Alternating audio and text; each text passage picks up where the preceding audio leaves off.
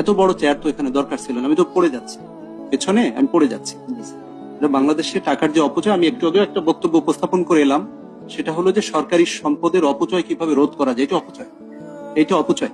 হ্যাঁ, আমিরুল মোমিনিন যেটা করেছিলেন সেটাও তো সম্ভব ছিল, এই টাকাটা বাঁচিয়ে তো জনগণের ঘাড়ে দেওয়া যেত।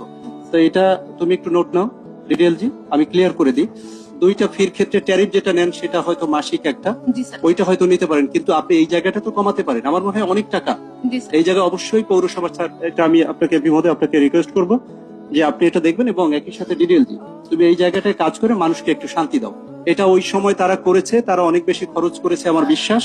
এটা অত্যন্ত অ্যাম্বিশাস একটি চিন্তা চেতনার মধ্য দিয়ে তারা করেছিল। এই অ্যাম্বিশাস এ কারণেই হয়েছে আজকের এই চেয়ারের কারণে।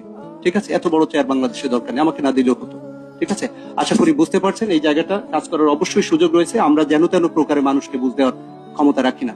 সাধারণ মানুষের যেটা চাওয়া, ৬২,০০০ যে পরিবার, তাদের চাওয়াটাকে আমাদের অবশ্যই গ্রাহ্য করতে হবে। তাদের পৌরসভা তারা কিভাবে চালাবে, দে উইল ডিসাইড, আমরা ডিসাইড করবো না এখানে। Thank you very much. আমার স্পিচ এটাই। ওকে, আশা করি